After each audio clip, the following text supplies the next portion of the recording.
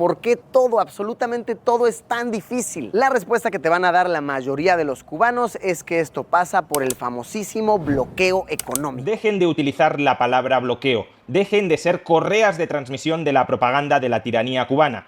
Se puede criticar el embargo de Estados Unidos contra la tiranía cubana sin necesidad de ayudar a esa tiranía a seguir divulgando mentiras que les sirven, en última instancia, para oprimir a sus ciudadanos.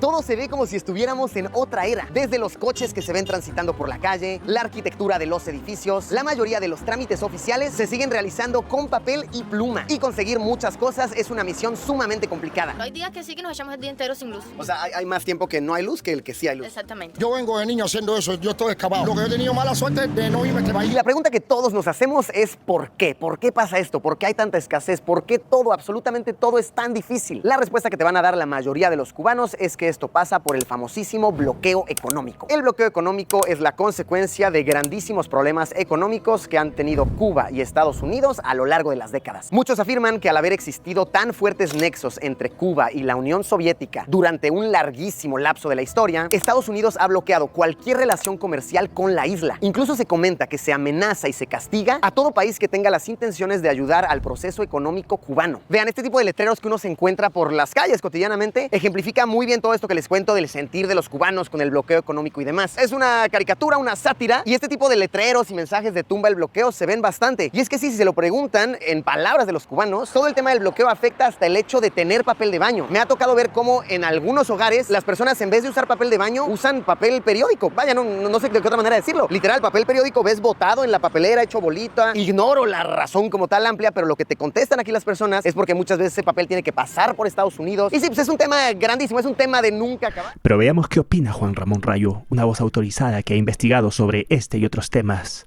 Pero la pregunta específica para Rayo sería, ¿hay un bloqueo económico impuesto por Estados Unidos en Cuba? Pues no, es una mentira más del régimen cubano. Y en este vídeo vamos a explicar detenidamente por qué. Se suele repetir insistentemente que Cuba está sometida a un bloqueo. En este caso hay un bloqueo. A Cuba, que es un país hermano y que está sufriendo un bloqueo inaceptable, como señalan las Naciones Unidas. Acabar con el bloqueo sistemático que tienen países como Estados Unidos o como Israel. El término bloqueo se ha popularizado tanto que en el imaginario colectivo ya asociamos Cuba a bloqueo estadounidense. Sin embargo, Estados Unidos no somete a Cuba a un bloqueo económico, somete a Cuba a un embargo económico. Y la diferencia no es menor. Un bloqueo es un acto de guerra regulado específicamente por el derecho internacional público. Si acudimos a la enciclopedia de Oxford de Derecho Internacional Público, podemos leer exactamente esto. El bloqueo es una operación bélica dirigida a impedir que barcos o aviones de todos los países, enemigos o neutrales, entren o salgan de ciertos puertos, aeropuertos o zonas costeras que pertenezcan, hayan sido ocupadas o se hallen bajo el control de un país enemigo. Un bloqueo siempre implica el uso de la fuerza militar dirigida contra los puertos o la línea costera enemiga. Es decir, que un bloqueo supone utilizar el ejército, en este caso el ejército de Estados Unidos, para impedir militarmente, por la fuerza, que cualquier país entre en contacto, comercial o no comercial, con el país que está siendo bloqueado, en este caso, con Cuba. Si Estados Unidos estuviese aplicando un bloqueo contra Cuba, entonces la Armada y las Fuerzas Aéreas estadounidenses estarían impidiendo que otros países, por ejemplo España, enviaran bienes y servicios o enviaran turistas a los puertos y a los aeropuertos cubanos. Y esto, desde luego, no sucede. Lo que está aplicando Estados Unidos sobre Cuba es un embargo comercial. Prohíbe que empresas estadounidenses o empresas extranjeras que tengan sede en Estados Unidos establezcan relaciones comerciales con Cuba. Y lo prohíbe por razones que nos podrán parecer más o menos acertadas, especialmente habida cuenta de la dramática situación por la que está atravesando a día de hoy la economía cubana, pero que desde luego tienen su razón de ser. El embargo, que no bloqueo, de Estados Unidos sobre Cuba se establece para impedir que nadie haga negocios con propiedades que fueron robadas por el gobierno cubano a las empresas y a los ciudadanos estadounidenses después de la revolución del año 59. Es decir, la justificación moral del embargo es no traficar con propiedades robadas. Y esto no es algo ni mucho menos tan extraordinario. Todos, o prácticamente todos los gobiernos de todo el mundo prohíben que sus ciudadanos trafiquen, obtengan lucro con propiedades que han sido robadas. El Código Penal español, en su artículo 298, regula el delito de receptación. ¿Y qué es el delito de receptación? Lucrarse comprando algo que sabes que ha sido robado. En concreto, reza el artículo 298, el que con ánimo de lucro y con conocimiento de la comisión de un delito contra el patrimonio o el orden socioeconómico en el que no haya intervenido ni como autor ni como cómplice, ayude a los responsables a aprovecharse de los efectos del mismo o reciba, adquiera u oculte tales efectos, será castigado con la pena de prisión de 6 meses a 2 años. Por tanto, el embargo comercial de Estados Unidos sobre Cuba únicamente pretende trasladar al ámbito de las relaciones comerciales entre Estados Unidos y Cuba la regulación del delito de receptación, es decir, impedir que ciudadanos o empresas estadounidenses se lucren comerciando con los cubanos a partir de propiedades que han sido robadas previamente a otros ciudadanos o a otras empresas estadounidenses. Personalmente, y como ya expliqué en otro momento, creo que el embargo, pese a este fundamento moral inobjetable, debería ser levantado. Debería ser levantado porque en última instancia quienes están soportando la mayor parte del coste del quebranto derivado de este embargo son los ciudadanos cubanos de a pie, personas inocentes a las que en última instancia se les impide comerciar con otros ciudadanos de Estados Unidos y que como consecuencia de ello se vuelven más pobres de lo que alternativamente habrían sido sin ese embargo. Creo que el embargo estaría perfectísimamente justificado aún hoy para los miembros de la nomenclatura cubana, pero desde luego cuando terminan pagando las consecuencias del mismo personas que no tienen responsabilidad, después de 6 décadas, creo que sí habría llegado el momento de levantar ese embargo. En todo caso, este es otro debate. Lo que no es opinable, lo que no debería ser debatido, es si Cuba está sometida a un embargo o a un bloqueo. Decididamente está sometida a un embargo, no a un bloqueo. Como podemos observar en estos gráficos, en el año 2019 Cuba importó bienes por importe superior a 5.000 millones de dólares y los importó de países tan diversos como España, Italia, Rusia, Alemania, Francia, China, India, Turquía, Corea del Sur, Canadá, México, Brasil, Argentina, Uruguay y Estados Unidos. Es verdad que los flujos comerciales de Cuba con cualquiera de estos países o con otros países son menores de lo que alternativamente serían si no existiera el embargo, pero en caso de que el embargo no fuera embargo sino un bloqueo, Estados Unidos impediría militarmente que cualquiera de estos países exportara bienes a Cuba, es decir, que Cuba comprara bienes y recibiera bienes de cualquiera de estos países. Es más, la propia resolución de las Naciones Unidas, A/75/L.97, a la que continuamente están haciendo referencia los miembros de Podemos para justificar que Cuba está sometida a un bloqueo de Estados Unidos, esa resolución a la que solo se opusieron Estados Unidos e Israel, esa resolución, en su texto en inglés, no habla de bloqueo, que en inglés es blockade, sino que habla de embargo.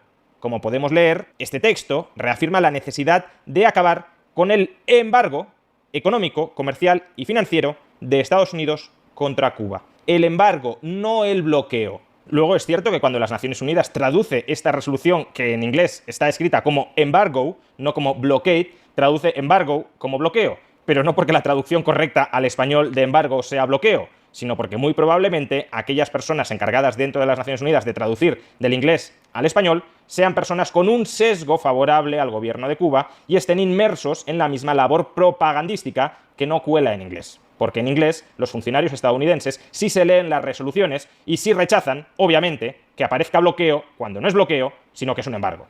Porque esa es la cuestión de fondo. Aquellos que conscientemente, sabiendo cuál es la definición de bloqueo, sigan utilizando el término bloqueo para referirse al embargo que Estados Unidos establece sobre Cuba, están formando parte, conscientemente, voluntariamente, de la campaña propagandística de autolegitimación de una tiranía. Porque a los primeros que les interesa que se hable de bloqueo sin ser un bloqueo es evidentemente a la nomenclatura socialista de Cuba, porque de esa manera se pueden victimizar y porque de esa manera pueden establecer dentro del imaginario colectivo que el comportamiento de Estados Unidos hacia Cuba es un acto de guerra. Y como es un acto de guerra, Cuba está permanentemente en estado de excepción, y ese estado de excepción implica recortar estructuralmente las libertades de los ciudadanos cubanos. En medio de una guerra, el gobierno está legitimado a tener poderes extraordinarios, poderes excepcionales, para defenderse frente a los atacantes externos. En medio de una guerra, aquellos que colaboren, aunque sea ideológicamente, aunque sea discursivamente, con el bando enemigo, son traidores que deben ser procesados. Pues bien, al insertar en el imaginario colectivo que Estados Unidos se mantiene en guerra con Cuba a través del establecimiento de un bloqueo que no es tal, todos aquellos que siguen repitiendo insistentemente que Estados Unidos bloquea a Cuba son colaboracionistas de la tiranía cubana para que ésta pueda legitimar externa e internamente el cercenamiento sistemático que viene aplicando contra las libertades de los ciudadanos cubanos desde hace más de 60 años. Como Estados Unidos nos bloquea militarmente, como estamos en guerra contra Estados Unidos, yo tengo que defender al pueblo cubano de la invasión, de la amenaza del ejército estadounidense, y aquellos cubanos que osen aliarse aunque sea ideológicamente, aunque sea discursivamente, con Estados Unidos, serán castigados como enemigos del pueblo. Dejen de utilizar la palabra bloqueo, dejen de ser correas de transmisión de la propaganda de la tiranía cubana. Se puede criticar el embargo de Estados Unidos contra la tiranía cubana sin necesidad de ayudar a esa tiranía a seguir divulgando mentiras que les sirven, en última instancia, para oprimir a sus ciudadanos.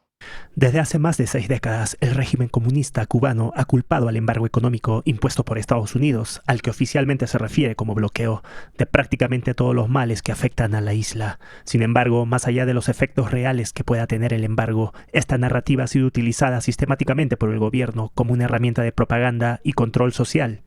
En lugar de asumir la responsabilidad por la ineficiencia económica, la falta de libertades y la represión sistemática, el régimen ha construido un discurso en el que todo fracaso interno se explica por la supuesta agresión externa.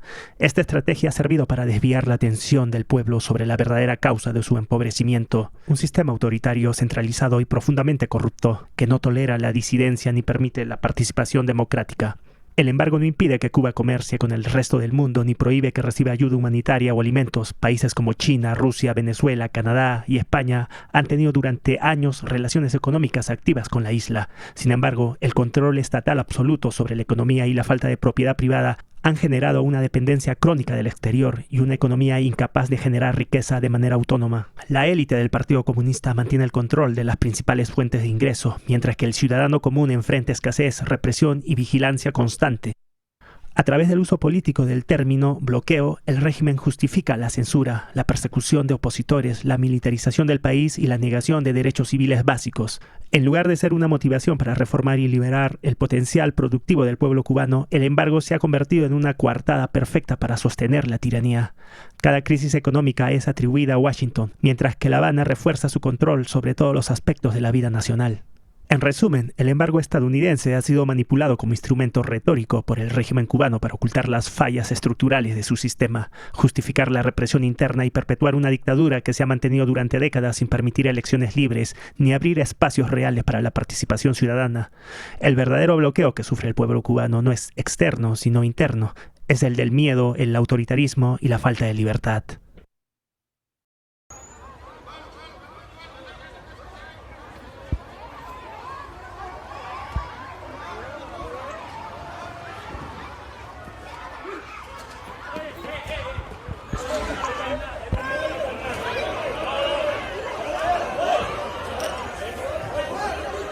Alberto, mira, Alberto, mira, Alberto, mira. dale.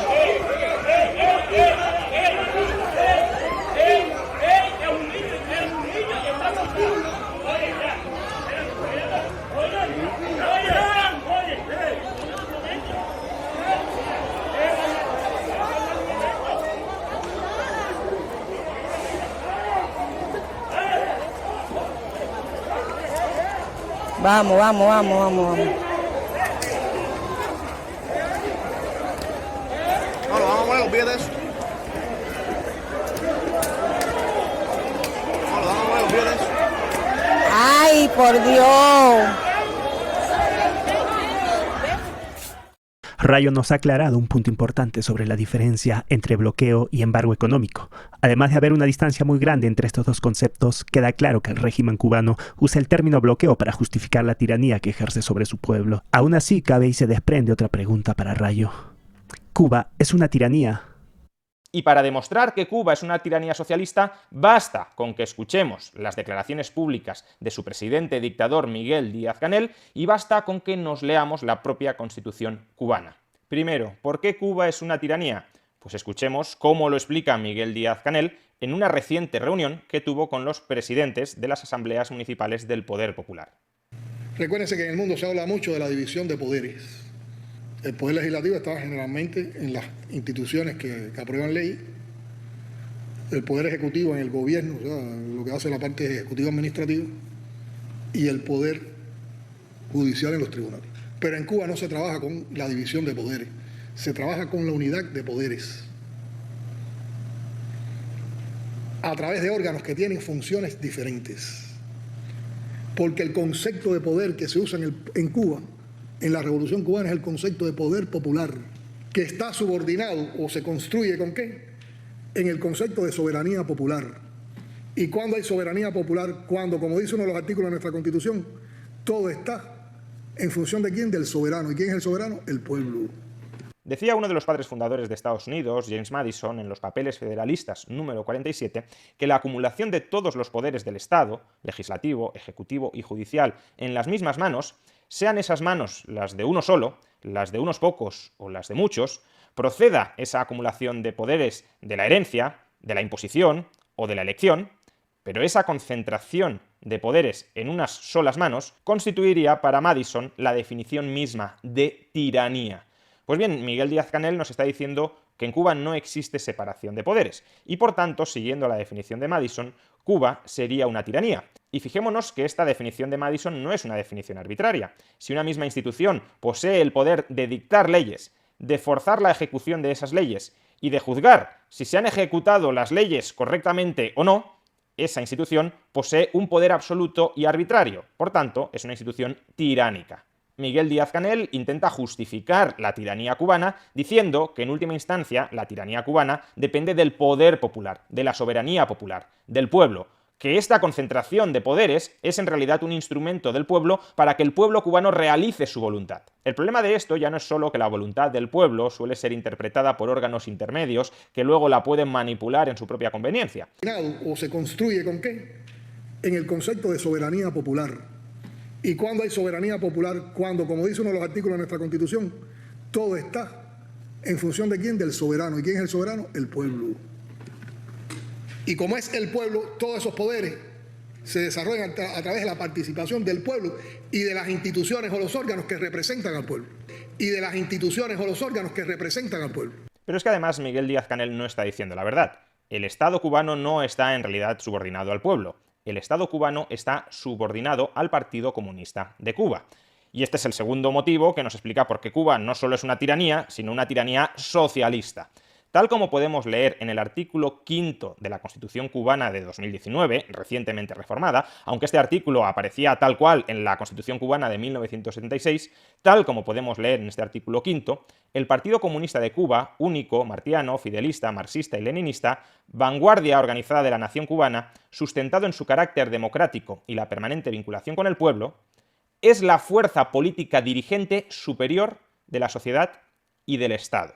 Es decir, que el Partido Comunista de Cuba se instituye de facto y de jure como una organización paraestatal bajo la cual se subordina tanto el Estado como la sociedad.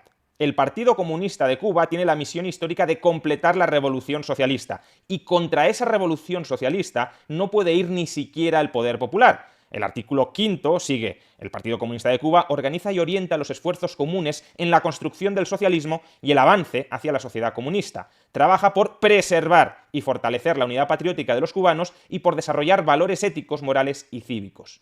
Es decir, que el Partido Comunista de Cuba se ubica por encima del Estado cubano y de la sociedad cubana. El poder popular del que habla Miguel Díaz-Canel es un poder subordinado al poder del Partido Comunista de Cuba.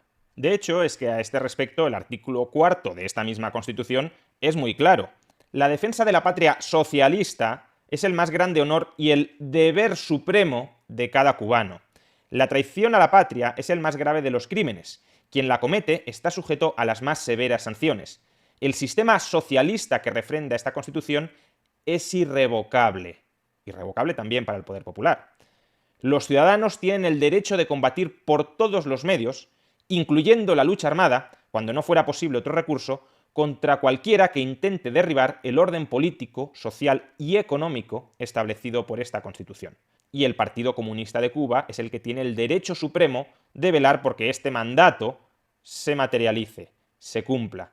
Aunque haya muchos cubanos que quieran alterar el sistema político-económico de Cuba, el Partido Comunista tendría derecho a impedírselo porque él es el ente supremo bajo el cual se subordina el Estado y la sociedad cubana, y porque él tiene la misión histórica de preservar la irrevocabilidad del sistema político y económico socialista hasta llegar hasta la etapa comunista. En definitiva, el Estado cubano es una tiranía. Los poderes del Estado están absolutamente concentrados, pero no están ni siquiera concentrados en el poder popular. No es que sea una tiranía popular. Están concentrados en el Partido Comunista de Cuba, y por tanto, Cuba es una tiranía socialista. Y aquellos que se opongan a la tiranía socialista reivindicando sus libertades son enemigos del pueblo, del socialismo, y por tanto son delincuentes. No hace falta ni siquiera forzar las interpretaciones del marco normativo cubano. Basta con que escuchemos las recientes declaraciones de Miguel Díaz-Canel ante la Asamblea Nacional del Poder Popular. Los derechos no son ilimitados. Sus límites están previstos también en la Constitución. Son los derechos de los demás, la seguridad colectiva, el bienestar general, el respeto al orden público, a la Constitución y a las leyes.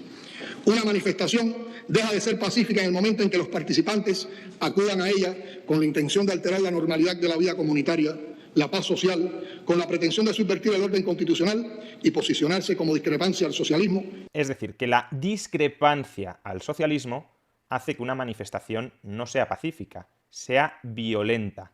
¿Violencia contra quién? Pues para Miguel Díaz-Canel, claro, violencia contra el Partido Comunista de Cuba, porque si las ideas liberales permean en la sociedad cubana, la posición de control absoluto que ejerce el Partido Comunista de Cuba sobre la sociedad y sobre el Estado cubano se desvanecería. Y por tanto, los manifestantes que están reivindicando su libertad individual frente al Estado cubano y frente al Partido Comunista de Cuba son una amenaza para la preservación del poder absoluto de esa oligarquía socialista que tiraniza a los cubanos. Y a ver, quiero aclarar que todo esto del bloqueo económico y tal es una postura, ¿ok? Es una cara de la moneda. La otra cara de la moneda es que mucha gente dice que lo que se vive en Cuba es una dictadura. Llevan décadas con el mismo gobierno, se dice que hay muy poca libertad de expresión y muchos cubanos dicen que todo este discurso del bloqueo económico y tal es más bien una excusa que se pone para mantener a la gente con poco, para mantener a la gente con poca comunicación. Sí, dentro de todo hay que ver las dos posturas, las dos caras de la moneda. Entonces, miren, no sé, pero les expongo los dos puntos de vista más grandes que hay. Sé que por el simple hecho de tocar este tema los comentarios se van a encender en fuego, pero tengo que exponer ambos puntos que he aprendido y que quede claro que yo no los estoy opinando, simplemente estoy comunicando lo que a mí me han platicado. Y a ver, obviamente no todo es culpa de este bloqueo comercial. Mucho es culpa también de las políticas internas, de que todas las empresas son del Estado, de muchas decisiones de la ley, etcétera, etcétera. Hay muchísimas